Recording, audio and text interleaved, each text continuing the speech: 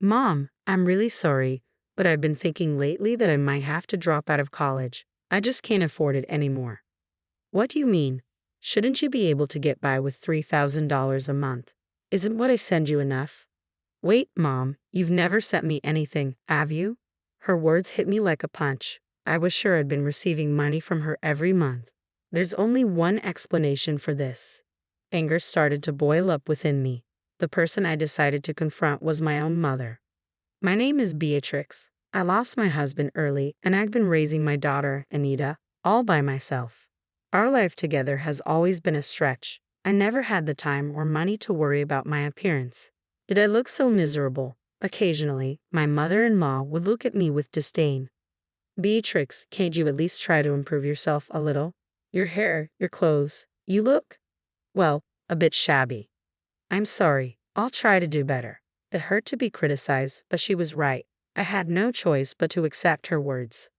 I've never let myself get angry or snap back at her. In the spring of a certain year, my daughter, Anita, was accepted to her dream college. It was a far commute from home, so she decided to live on her own.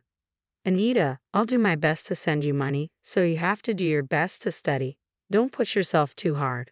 Remember, your health comes first. Mom, that's my line. I'll work part-time too. Don't worry about sending me money. Her thoughtful words filled my heart. Anita had grown up to be such a kind child. Even though our life had been tough compared to her friends and other families, I wanted to support Anita and make her college life as fulfilling as possible. I didn't want her to have to worry about money, so I worked harder than ever before. $3,000 a month, that was my goal. If I could send her that much, she wouldn't have to work a part-time job.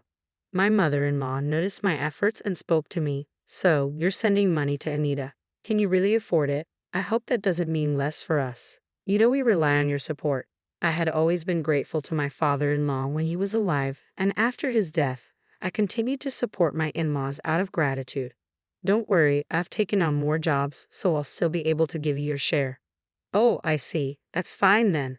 After losing my husband, my income was unstable, and I guess my mother-in-law was worried. I understood her concern, so I never thought about reducing my contribution to my in-laws. Supporting my in-laws and sending money to Anita, it was more than $3,000 in total. Still, I managed to send it all, even if it meant cutting back on my own food and clothing expenses. Working all day and night was tough, but the messages from Anita always encouraged me. Mom, I've made friends. Mom, there's this weird professor, but the class is so interesting. Mom, I didn't do well in class today and got scolded, but I'll keep trying. Reading such innocent messages from Anita, I could sense she was enjoying her college life. Any exhaustion? I felt utterly blown away, a mix of pride and concern swirling within me. I had poured my heart and soul into working hard for Anita's happiness. But as time passed, her messages became sparse until they stopped altogether. A few months later, the cheerful updates ceased entirely. Whenever I reached out in worry, her responses were curt, "I'm okay." Could it be that college life had consumed her, causing her to forget about her mother? Or perhaps she had found a boyfriend and was solely focused on him. One day, lost in such thoughts, my phone rang suddenly. It was Anita. "Hello, Anita. What's up?" It was unusual for her to call. We typically converse face-to-face at home. Even after she moved to college, most of our communication was through text. "Yeah, I'm sorry, Mom. What happened?" Anita sounded down. I could sense something was amiss, so I concentrated on her voice through my smartphone. I ran out of money. I'm thinking maybe I should quit college." Anita's words hit me like a ton of bricks. "What do you mean you're out of money?" "I'm sorry, I tried my best," she said, her voice trembling, on the verge of tears. I had faithfully sent her $3,000 every month without fail. It wasn't a lavish amount, but it should have been enough to prevent her from struggling to the point of contemplating dropping out. Besides, she was supposed to be working part-time as well.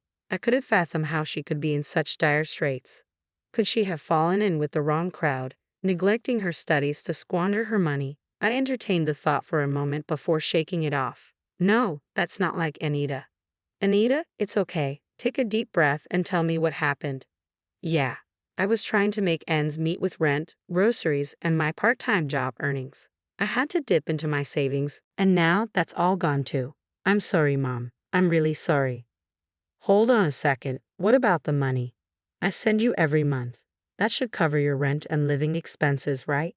No. No matter how I calculated it, the numbers didn't add up. If Anita was spending her salary, my remittances, and even dipping into her savings, something was seriously wrong. But she didn't seem to be lying. Anita, you never sent me any money, did you? Her words hit me like a ton of bricks. That's impossible. I've been sending you $3,000 every month. Did you check properly? Are you sure there's no money in your account? There's nothing. I've been keeping a close eye on my banking. If you'd sent me that much money, I definitely would have noticed. The shock hit me like a punch to the head, leaving me feeling dizzy. It was clear Anita hadn't been receiving the money, and it was causing her a lot of trouble. You don't need to drop out of college. I'll send the money right away, so don't worry. Do you have something to eat today? Hey, you're not getting sick, are you? I'm fine. I switched to a job where I get meals, and my friends have been worried about me.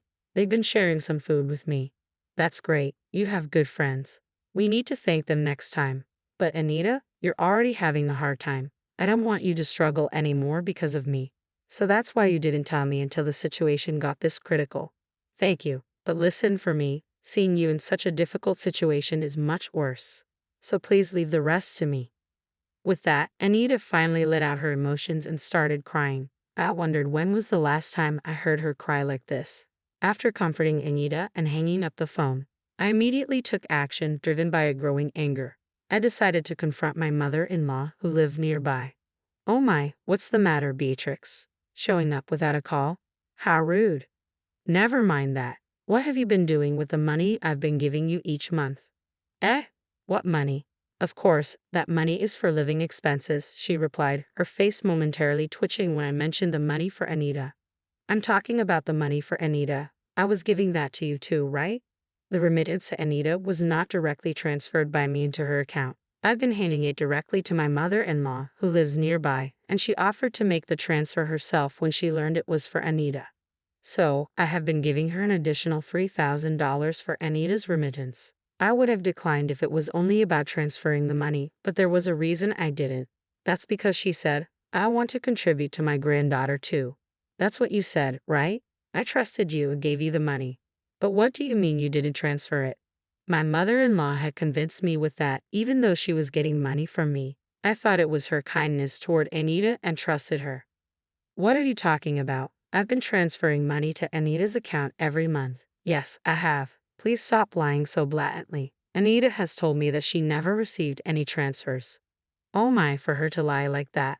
What kind of child is she, Beatrix? Maybe it's your parenting that's the problem. Excuse me? Hearing my own daughter being called a liar made me feel a rush of blood to my head. But if I lost my temper and forgot myself here, it would play right into her hands. I told myself to calm down, took a deep breath, and spoke again. Anita doesn't lie. If you insist on this, show me the bank statements where you made the transfers. I threw those away a long time ago. Listen, by checking Anita's account history, it's easy to see whether you really transferred the money or not. Even after knowing this, are you still going to call Anita a liar? Anyone could think of this, but when I said it, my mother-in-law seemed at a loss for words. She huffed again, muttering stubbornly under her breath. So persistent. I took a deep breath and continued, if you insist that you transferred the money, we should let the police investigate. The police? Isn't that a bit dramatic? It's not. This is about money. You said you transferred it, but it didn't show up. That sounds like a crime to me. We need to get it properly investigated. I don't think we need to go that far. Well, then I'll contact them now. No, stop. As I pretended to call the police, she lunged to snatch the phone from my hands. She missed and stumbled, then fell down and started crying. I never expected the mere mention of the police to have such an effect. In reality, I wasn't sure if the police would do anything in a situation like this where it was obvious that a family member was involved. But the word police itself seemed to weigh heavily on her. Despite her sobbing, I felt nothing. Anita, who had tried so hard not to cry, was the one who had suffered. According to her subsequent confession, she had always loved shopping. She probably had a shopping addiction, although she didn't seem to realize it. She tearfully told me about how her husband had once cut up her credit cards and how difficult it was for her. As far as I could tell, it was entirely her own doing, but she didn't seem to understand that. I suspected something was off. My mother-in-law kept getting the same amount of money even after he passed away, but I started getting requests for money earlier than expected. That never happened when he was around because he never gave me any money. When I went grocery shopping, he would check all the receipts, and I had to return every cent of the change. Can you believe that? It was awful. I felt so pitiful. I couldn't begin to understand what she thought was pitiful and didn't bother trying. In other words, when her husband was alive, he managed the household finances and kept her from having any extra money. When he was gone, I finally had some money. I started buying things I couldn't afford before, and, well, I fell a little short. Then you mentioned sending money to Anita, so you took Anita's money. Do you realize that's theft? Theft? That sounds so awful. I was just borrowing it with no intention of returning it. Anita suffered because of your selfishness. She's young, she can handle it. Caught off guard by her incomprehensible retort, I was at a loss for words. I've been deprived for so long. I couldn't buy anything I wanted, couldn't even go out to eat or travel. I had such a hard life. Young people can work and play as much as they want, so why shouldn't I take some money? I stood there speechless, staring at my mother-in-law as she cried and screamed, and all I could think was that I had trusted this person. My father-in-law had done me many favors, but now that I think about it, I can't recall my mother-in-law ever being kind to me. However, when Anita was still a little girl, my mother-in-law did buy her various things, so I thought she was expressing affection for Anita in her own way. And I was relieved. Looking back, I suspect all that shopping was just to satisfy her own desires. I failed to see that, and I caused Anita unnecessary suffering. Such a gentle child. I can never regret it enough. Mother-in-law, no, Evelyn. I intentionally called her by her first name. I don't want to think of her as my mother, even if it's just in-law. I cannot forgive you. After that, I sought free legal advice and did everything I could to recover the money, but you can't take from a person who has nothing. However, I had a trump card. Before my father-in-law passed away, he left me a will giving me the rights to his property. At that time, I wondered why he left it to me, but now I can guess that he might have been worried about his wife's reckless behavior. Naturally, my mother-in-law demanded that I renounce the inheritance, but I firmly refused. I want to praise my past self for staying firm despite being severely criticized as a greedy daughter-in-law. No matter what they say, I felt that I couldn't disregard my father-in-law's feelings. I didn't know the reason or the circumstances, but maybe I felt something. So technically, the house and the land are mine and my mother-in-law is just living there rent-free. I decided to sell the house. That meant the parasitic mother-in-law living there was in the way. So I contacted my mother-in-law's parents. This contact information was secretly given to me by my father-in-law, just in case. I really admire his foresight. That's why it's such a shame he didn't have a good eye for women. I knew that my mother-in-law had always hated her own family, but the reason became clear when I contacted them. They were a traditional farming family with strong tendencies toward male chauvinism. A stranger like me called, and they listened with a suspicious attitude, but they gladly agreed to take in my mother-in-law. It seemed like they wanted free labor. The conversation progressed quickly, and one day, out of the blue, her family came to pick her up, an event that my mother-in-law couldn't have predicted. I'll never forget the color draining from her face. When I took her brother, who came to pick her up, to her house, now my mother-in-law is doing tough farm work under strict supervision. She can't even go shopping at the supermarket, let alone squander money, and she seems to be living the life without touching money at all. Due to the stress, she seems to have aged quickly and is working every day as a wrinkled, frail, ghost-like figure with white hair. Looking at the recent bank statement of the money I just transferred to Anita, I smiled, thinking that if I saw her at night, I might scream. The house sold easily. It wasn't in a particularly good location, but once I decided I was okay with selling it for a low price, a buyer came forward immediately. The amount was enough to recoup the money wasted by my mother-in-law. I used that money without hesitation for my living expenses, and I send Anita the money I earn from working. It's all money, but somehow the money I got from selling the house feels tainted, and I didn't like that. I've transferred this month's money just now. With that thought, I quickly texted Anita. Even if I hadn't transferred the money, as long as I had communicated that I had sent it to Anita, she wouldn't have discovered the mistake so late. I regret now for neglecting such simple communication due to my busy schedule. The reply came swiftly. Got it? The message full of Anita's usual energy, accompanied by a string of cute emojis. She checked so quickly, but these days it seems you can easily check your bank balance on your mobile phone.